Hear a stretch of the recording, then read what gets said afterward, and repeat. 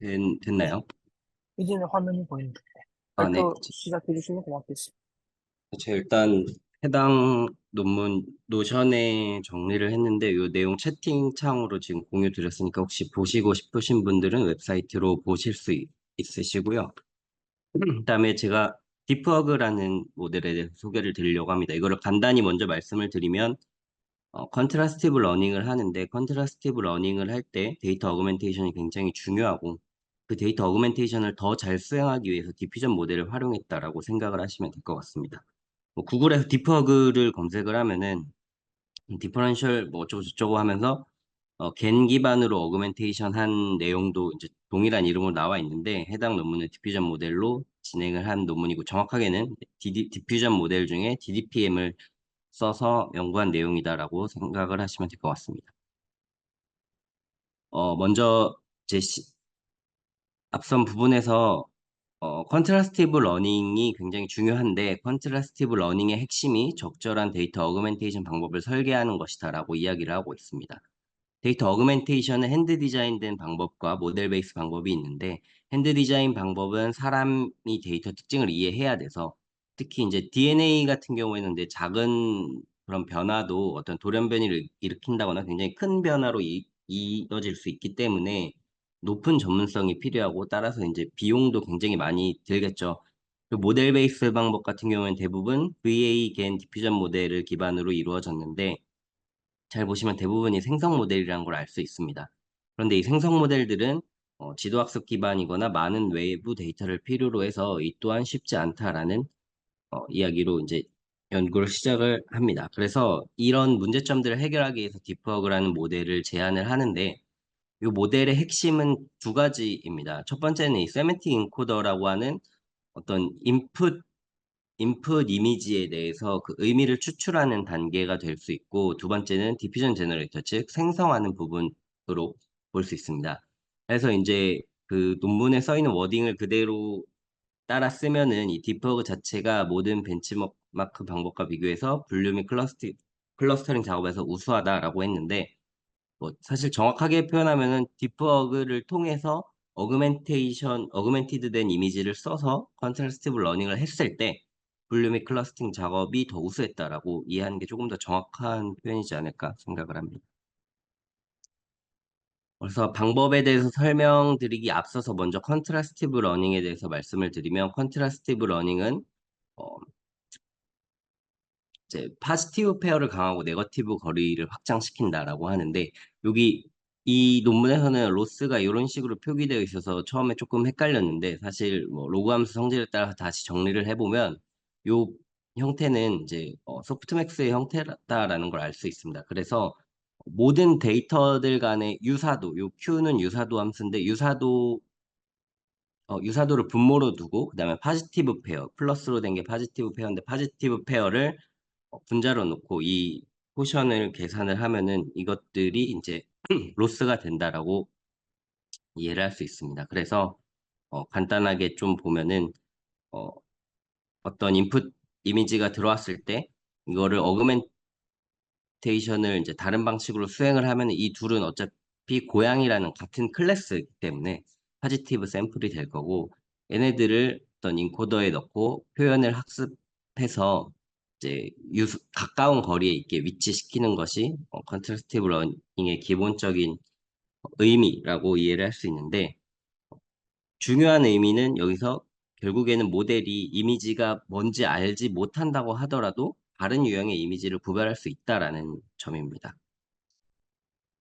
그리고 이제 사실 이 딥버그 논문에서 주로 사용한 방법은 소프트 컨트라스티브 러닝인데요. 소프트 컨트라스티브 러닝은 컨트라스티브 러닝에서 뷰 노이즈라는 문제로 발생하는 성능 저하를 해결한 어, 내용입니다. 그래서 뷰 노이즈라는 것은 데이터 어그멘테이션 과정에서 이 이미지가 예를 들어 여기 고양이가 들어왔을 때 어그멘테이션을 했는데 전혀 다른 클래스가 된다던가 너무 이제 다른 쪽으로 가는 현상을 말하고 그런 것 때문에 컨트라스티브 러닝의 성능이 저하되니까 이거를 좀 해결하기 위해서 소프트 컨트라스티브 러닝이 개발이 되었습니다.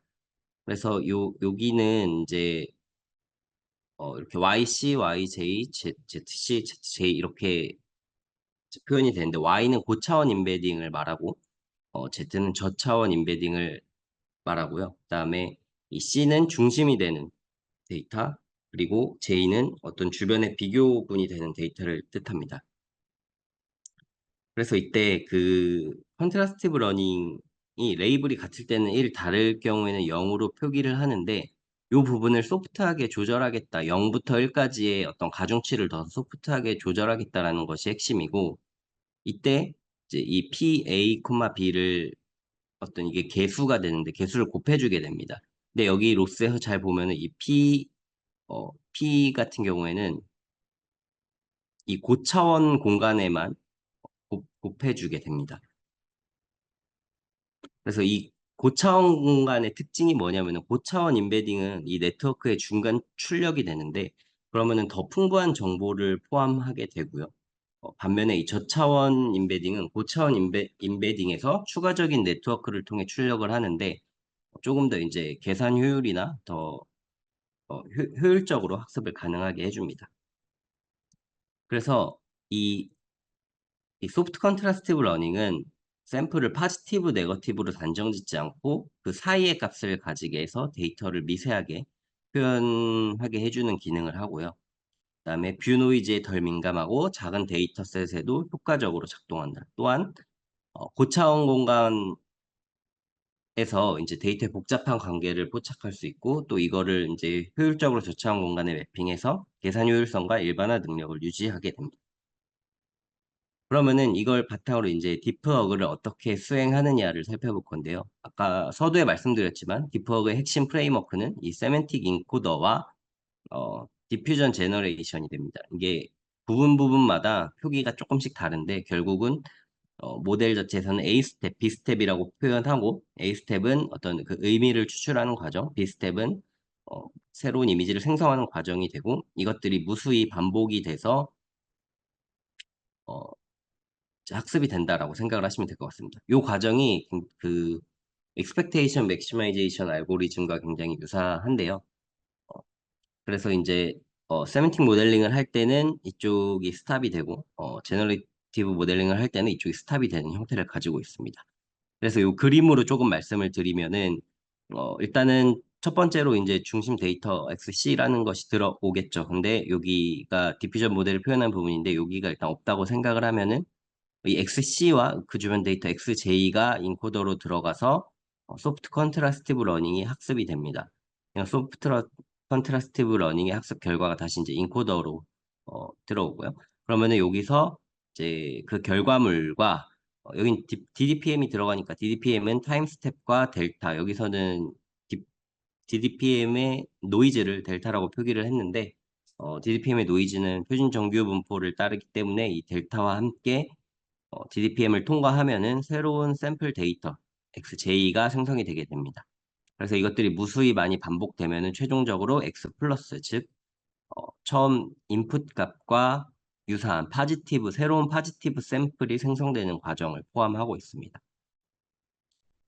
그래서 이 노션 페이지 보면은 쭉 뭐 조금 더 자세한 그 설명이 돼 있고요. 여기서 좀 핵심적인 부분은 이 언스테이블한 파지티브 샘플, 이게 어떤 말이냐면 처음부터 그냥 DDPM에 새로운 샘플이 생성될 때 완전히 일관성 없는 샘플이 생성될 수 있기 때문에 초기에는 전통적인 어그멘테이션 도구들로 구성을 한다고 되어 있습니다. 이게 샘플 데이터마다 조금 실험 결과에 보면 다른 것 같은데 한 뭐 초기 50번 정도 반복은 전통적인 어그멘테이션을 하고 이후에 이제 디프어그가 작동이 되게 해놓은 것 같습니다.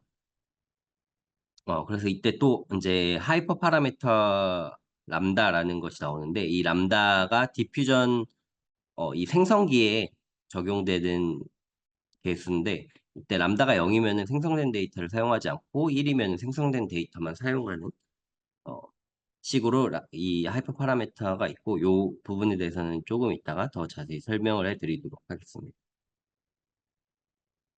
그래서 요 부분이 다 이제 제가 모델 말씀드렸던 방법론적인 부분이고요. 실험 결과를 보면 사실은 뭐 굉장히 DNA 서열, 바이오 피처 데이터셋, 비전 데이터 등 다양한 데이터셋에서 실험을 수행했다고 하는데 우리 거가 결과가 제일 좋아요라는 말을 뭐 반복하고 있기 때문에 이 부분은 좀 넘어가도록 하겠습니다. 그래서 제가 생각했을 때 조금 의미 있을 만한 부분이 이제 이런 부분인데, 어, 이 생성기가 잘 작동한다라는 거를 보여주는 부분인데, 그게 이 논문에서는 이 바이오 피처 데이터셋에 대한 생성 결과라고 하는데, 이게 저는 그 데이터셋을 찾아봤는데 전혀 다른 그림을 갖다 붙여놓은 것 같습니다. 그래서 완전히 좀 다른 그림을 갖다 놨는데, 어쨌든 요거를 보면은 이 디프워그가 요런 트럭이라는 원본이 있을 때 이런 식으로 어그멘테이션을 생성을 했고, 분포를 보면은 유사함을 알 수 있다. 여기도 이제 그 오리지널 데이터 2는 어디 갔는지 모르겠어서 이렇게 좀 대충 해도 되는 건가라는 생각을 하긴 했습니다. 그리고 추가적으로 또 데이터의 의미적 유사성을 보는 부분이 있는데, 이 아까 그러니까 원본 데이터와 이 원본 데이터를 토대로 새로 생성된 데이터 간의 의미적 차이를 보기 위해서 레이턴트 공간에서 이 코사인 유사도를 계산을 했다고 합니다. 어, 보면은 여기 믹스업이나 크롭 방법에 비해서 디프워그는 조금 더 부드럽고 넓은 분포를 가지고 있는 것을 볼 수 있습니다. 이게 무슨 말이냐면은 코사인 유사도 분포가 넓고 부드럽다는 거는 원본 데이터에서 굉장히 다양하게 변형이 일어났고, 그것들이 고르게 적용되었다라는 의미를 가진다고 합니다.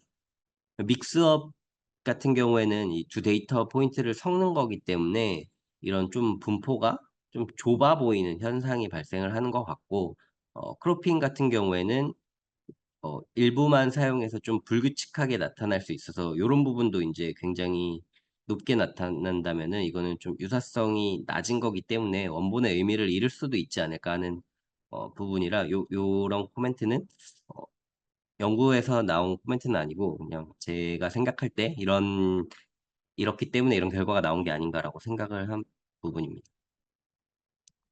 그리고 이제 TXNE를 통해서 이 기존의 어그멘테이션을 가지고 이런 컨트라스티브 러닝을 돌리면 이런 부분들이 잘 구분이 안 되는데, 이 디프워크로 했을 때 컨트라스티브 러닝을 하면 굉장히 잘 구분이 되었다라는 걸 보여주는 내용이고요. 어블리게이션 스터디도 이제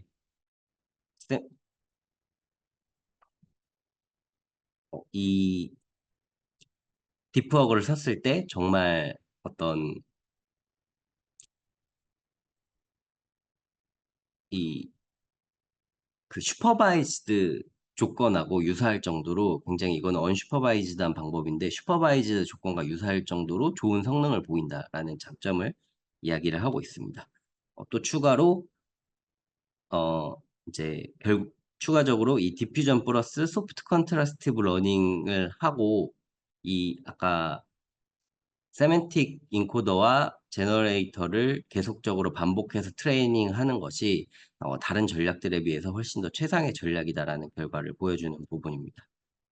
그리고 아까 이제 람다의 디퓨전 모델을 생성하는 람다에 대해서 조금을 언급을 했었는데, 이 람다를 변형하면서 계속 저자들이 테스트를 했다고 합니다.